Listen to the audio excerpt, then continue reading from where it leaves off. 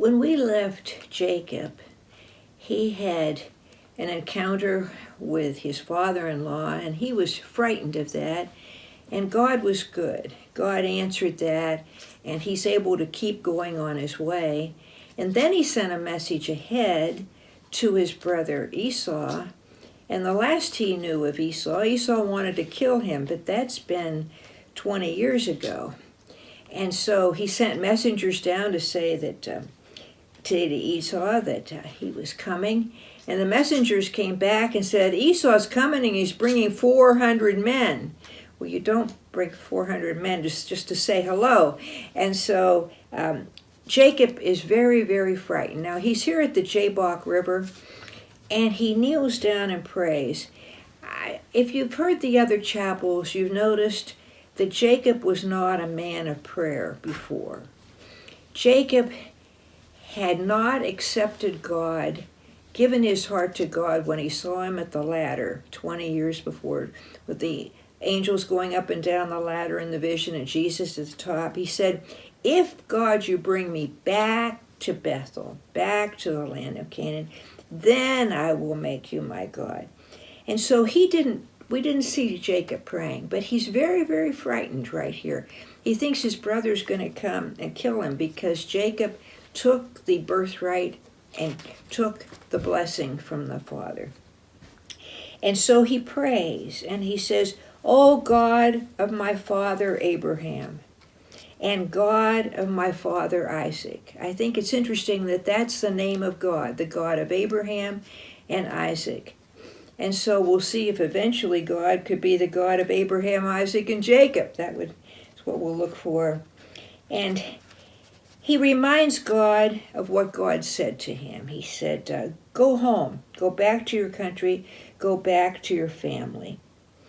And Jacob said, I'm unworthy of all your kindness. He's starting to see that he's a sinner and that he needs God. And he said, when I saw you there at the ladder to heaven, I only owned a staff, a wooden staff.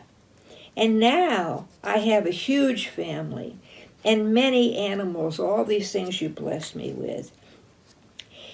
But Lord, I'm asking you, I'm praying that you would save me from the hand of my brother Esau. I'm afraid he's coming to attack me and coming to attack my wives and the children. Lord, you said these children were going to be like the sand of the sea and the stars of the sky. These are the ones that are going to make the future nation. Lord, protect them. And that was his prayer. And he's asking God to help him. Well, he spent the night gathering animals. What he decided was that maybe a present would help Esau not be angry with him. He thought, well, maybe if I give him a really big gift, he won't want to kill me. So I'm going to show you this gift as it's sent to the brother. The brother is on his way. You see this road? Esau is on the road and he's walking along and he has 400 men that he's bringing with him. Now, we can't put 400 men on this board. The board isn't big enough, but I want you to get the idea as Daniel puts them up that there's a lot of men, and some of them have sticks, can you see that, and weapons, and they're coming for Jacob. Now, the man in green is one of the messengers that Jacob sent out, and he gave him instructions. He said, now, when you see Esau is going to say, well, who are you, and what are all these animals, and where are you going? And then the man is supposed to say, they belong to your servant Jacob, and they're a gift to Esau, and Jacob is right behind us. Now, you can't see this on the board because the board isn't big enough, but there were hundreds of these animals. The first group of animals was goats, and he said 220 goats. And I guess in that part of the world, goats were fine, but they were the least valuable. He's starting with the least valuable present. But 220 goats is a lot of a lot of goats. Still a big present. And I told you, I think earlier, that when someone wanted to know how much money they had, they'd go out and they'd count their animals. They didn't put money in a bank, but their money was in the animals. So even though these animals are considered maybe the least favorite of all the animals they might have, it's still a great big gift. And so Esau is sort of startled by it. And then we're going to move the animals so that they would be behind Esau. You're not going to see them anymore on the board. And so Esau's standing there thinking, what was that all about? And why did my brother send me animals? And as he's thinking about it, here comes another messenger. And he's got sheep. Sheep are considered more valuable. You can use their fur for wool, and you can milk them. And so sheep have more value, they think, than goats. And again, Esau says, well, who are you? And what are all these animals? And he says, well, they're from your servant. Notice that Jacob had gotten authority over his brother, but he's acting real humble. And he's saying, I'm Esau's servant. And here we get 220 sheep. And so Esau is thinking, all these are for me? And so the servant goes on, and the sheep go on behind Esau there. And Esau's still thinking about it. And while he's thinking about it, here comes another one of Jacob's servants. He's got 30 camels, and those camels each have baby camels. Well, camels were really helpful if you wanted to go on a trip. They'd be like your car. You'd ride the camel, and you could go across the desert with it. So camels had value. And he's got 30 of those. If Jacob had gone to a store and bought these, he would have spent thousands of dollars for all of these animals. And it's a big gift to Esau. Jacob knew that a present sometimes helps take away anger. If you've done something to hurt somebody and you know they're unhappy, if you give them a gift, somehow they know that you really care, and it sort of soothes over their being angry. And so that's why he's doing it in 5 different shifts here. He's hoping that with each group of animals, Esau's anger will go away a little bit. And so the servant leaves, and then the next servant of Jacob comes, and he brings 50 cows. And cows are even more valuable. They're wonderful for milk, and they're good for eating. And so Esau says, what's this? And he said, well, these are a present from your servant Jacob. And he's coming right behind us. Well, now we're going to get the most valuable animal. I'm going to wait a second for Jesse to put these up. And I want you to think, what would the Jews or the people in that part of the world think was the most valuable animal? There's the servant, and look what he brings. Did you guess it? It's donkeys. I didn't guess that. I wouldn't have thought that donkeys, they would have thought. But donkeys, if they want to carry something, they put it on the donkey's back. If they want to ride somewhere in town, why, they'd ride on a donkey. And donkeys were very useful. And so they were considered the most valuable of all. He said, save the best till last. And there's 30 donkeys there. And Esau says, what's this? And he said, well, these are a present from your servant, Jacob. So with each present, Esau's anger is going away a little bit, because Jacob figured out that maybe sending him a present would cause his anger to go. Now I want to show you something. God is unhappy with our sin. God is angry with our sin. We have absolutely no present that we can bring to God to make up for our sin. It's just, we're sinners. There's no present that we can give to God to make up for our sin. And so, God provided the present to take away his anger for our sin. And we have a picture here. This is Calvary. We've seen this before, where Jesus was killed by that rock there, that big rock that has a caves in it that make it look like a skull. God provided his own present to take away his anger. And it's the only present that takes away his anger. We can't do nice things. We can make cookies for the neighbors and we can do nice things, but it won't make up for our sin.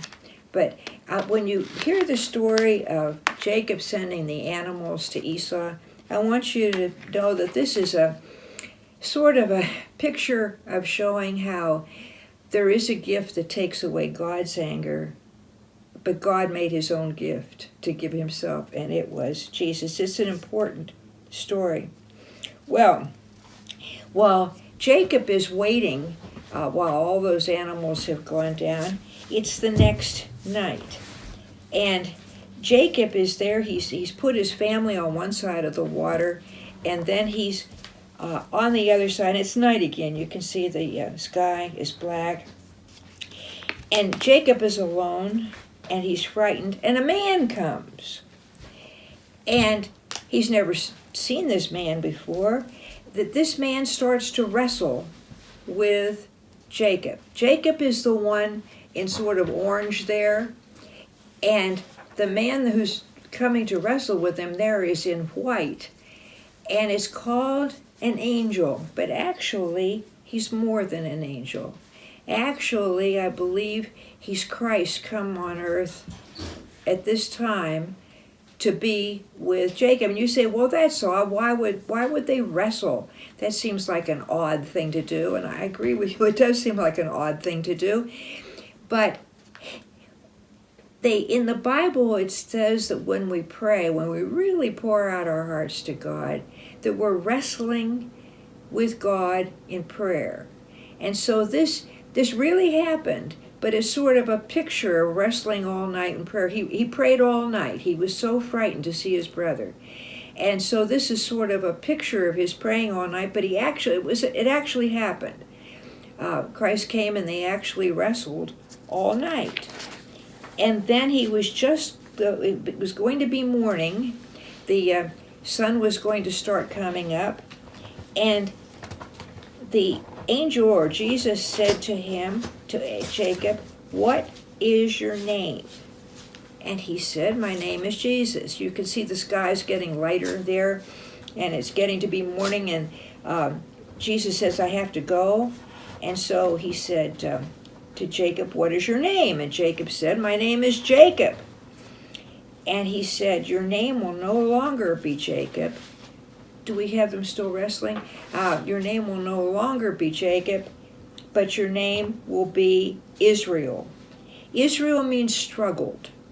You have struggled with God and with men, and you've overcome. So he was no longer named Jacob. Jacob meant grabber. He was taking things that weren't his, but now he's a man who's going to struggle with God, but he's going to overcome. And Jacob said, "What's your name?" And he didn't answer him what his name was. And can you see that the angel, or Jesus there, has his left hand on Jacob's hip? Can you see? Maybe you can point that out. Yes, he touched Jacob there, and he made the socket from his leg go out of joint. And all the rest of Jacob's life after that, he limped because the socket was out of joint. And I think it was so, he'd always have a reminder of this, that he wrestled with God, and that his name was changed. His name was changed from Jacob to Israel. And it shows that God loved him and wanted him. And he changed the name. Jacob changed the name of the river. I don't know what it was called before, but now it's called the Jabbok River. And Jabbok means wrestler. And he wanted to have this be a special place. And he also called it Peniel, which means that or Penuel, it means that he saw the face of God. He understood that he was really wrestling with God. Well, the angel leaves, Jesus leaves, and Jacob is standing there. Now look, he puts his family in a row. He's getting ready because He knows that Esau is coming. Now, I wanted you to see this row. And Daniel's going to point people out. There's two women right at the front. Those are the two maids. Now, remember when he did the gifts, he gave the least valuable animals first?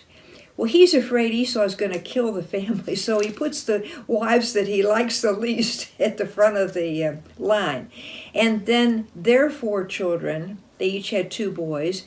Can you see those 4 boys right behind there? And then the gal in green, that is Leah, and she was the next in value, and she has her 7 children, including little Dinah. There's little Dinah in the back, and there's a boy behind Dinah too. And in the very back, in the safest position, he has Rachel, and she's holding little Joseph's hand. So he lines them up like that, so if they get killed, the one, maybe Rachel could escape with Joseph. All right.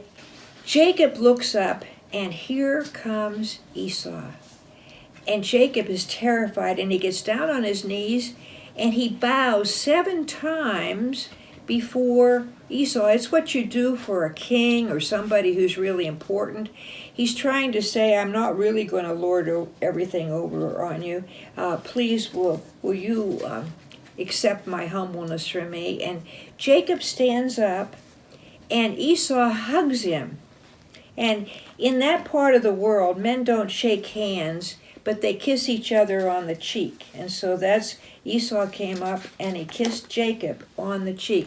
The reason was because he got the present, and the present took away his anger. Remember, he was coming with 400 men to kill him.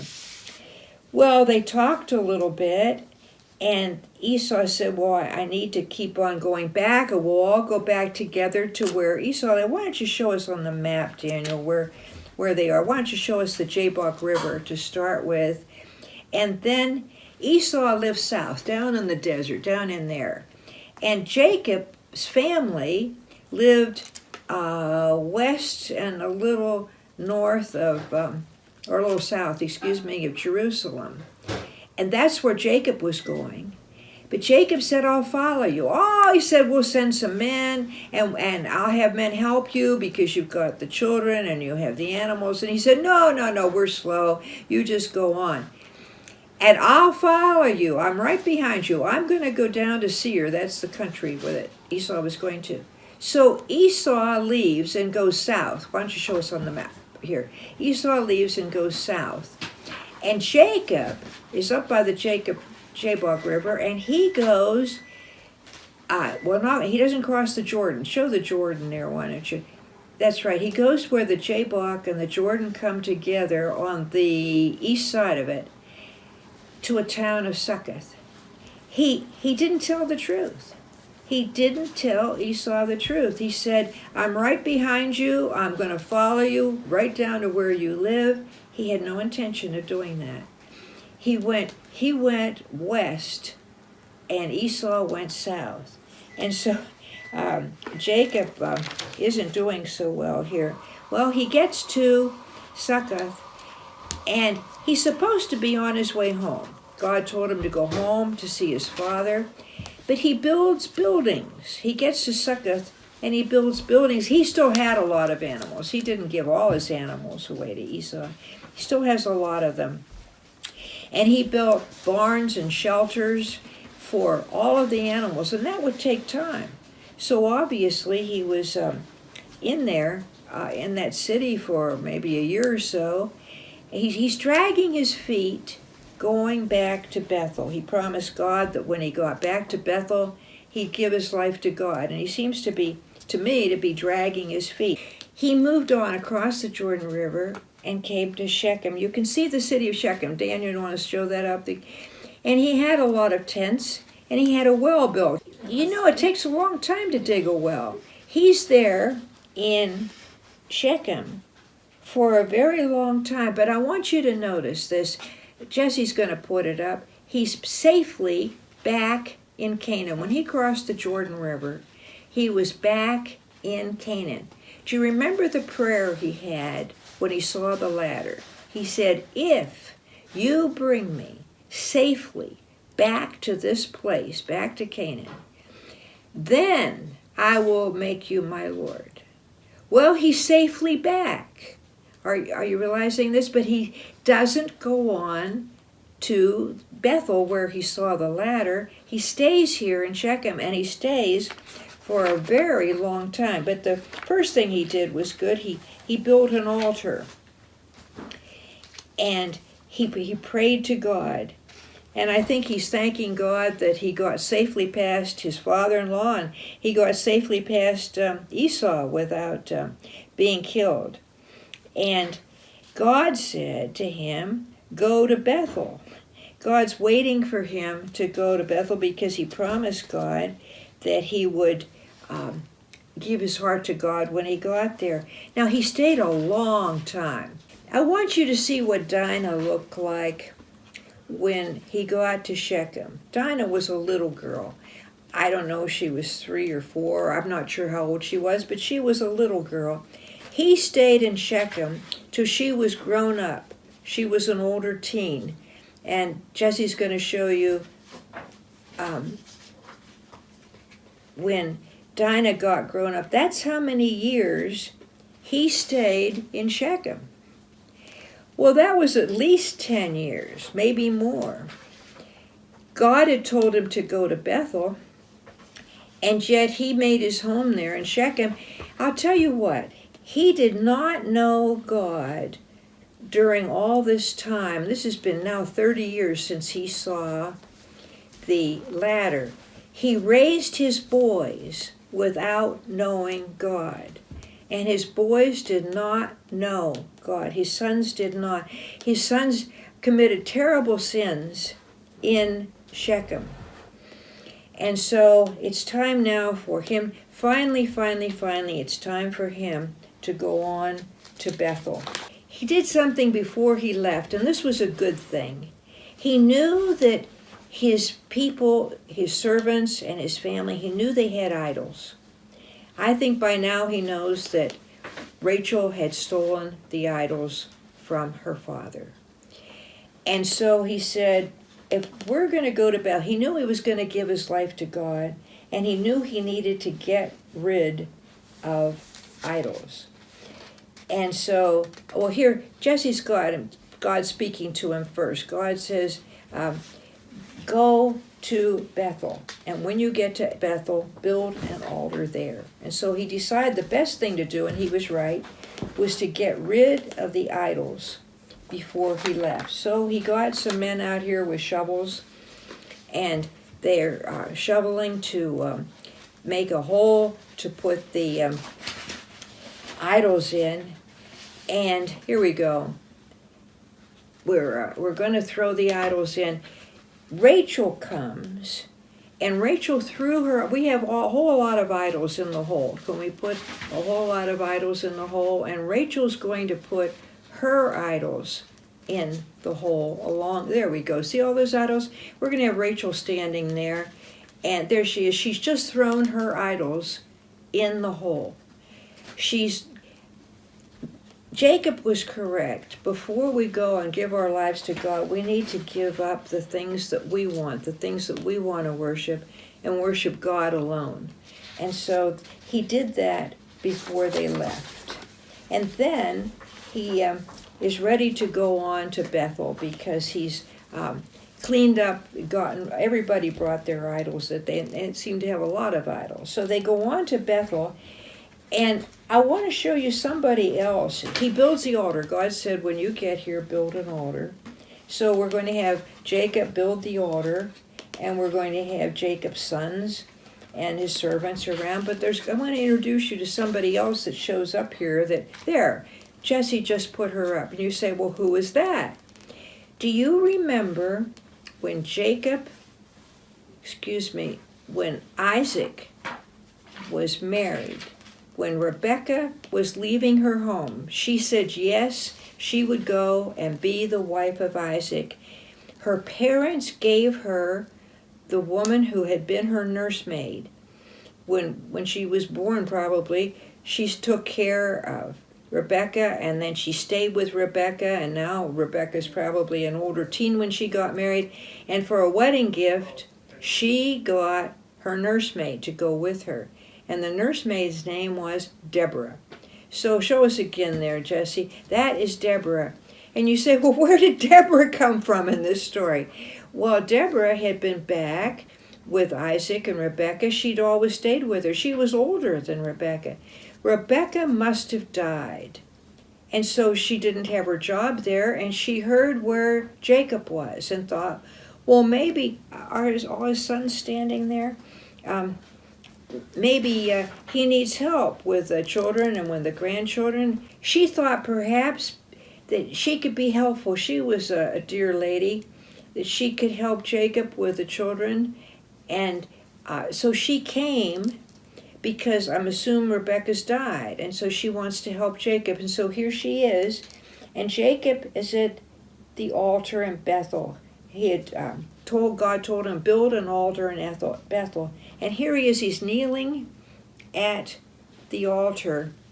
And I told you that he said that when he came back to Bethel, he promised God that when he came back to Bethel, he would make God his Lord. Well, this has been over 30 years. He waited all this time, but he finally kept his promise.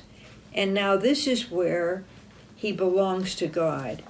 And later in the Bible, you hear God being called the God of Abraham, the God of Isaac, and the God of Jacob. And this is where he's finally giving his life to God.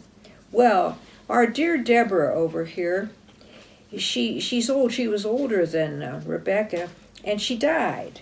She died there. There's poor Deborah.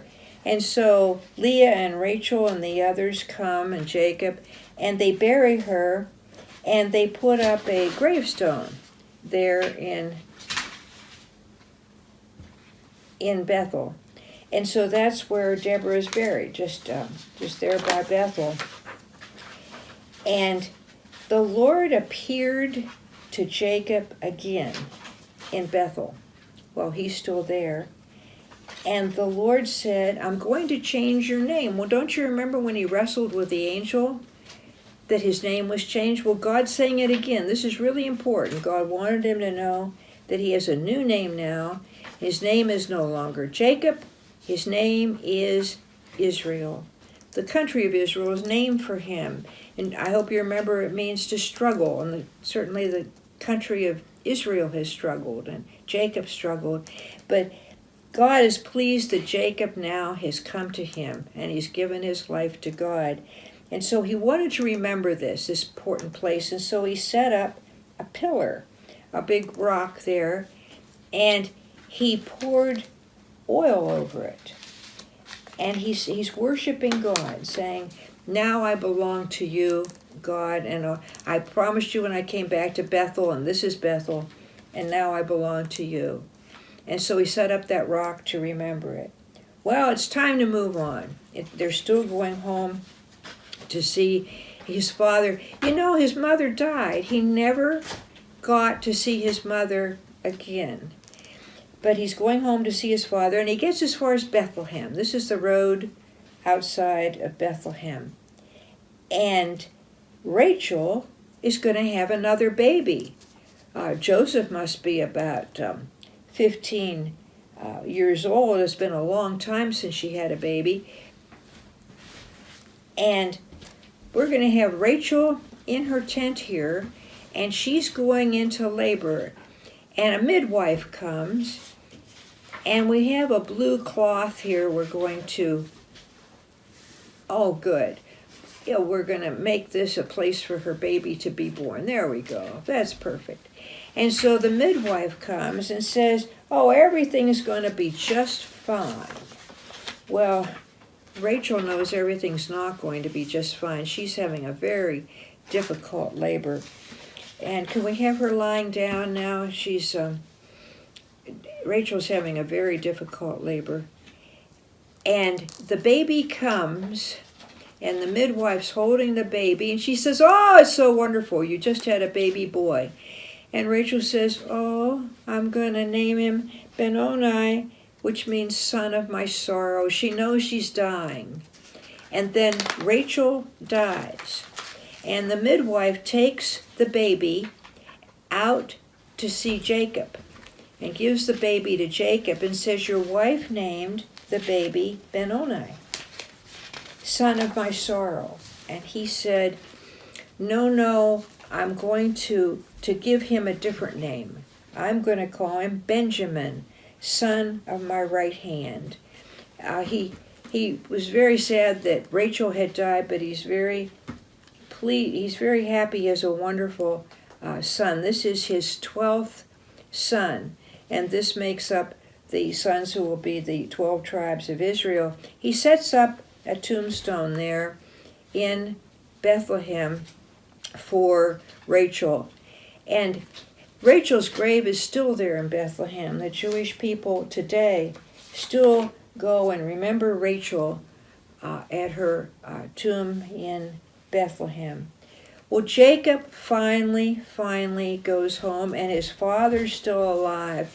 It had been about 45 years since the father gave the blessing, and he said, I'm going to die, I'm old and I'm going to die, and I need to give Esau the blessing before I die. Well, here he didn't die. All these years, he lived on and on.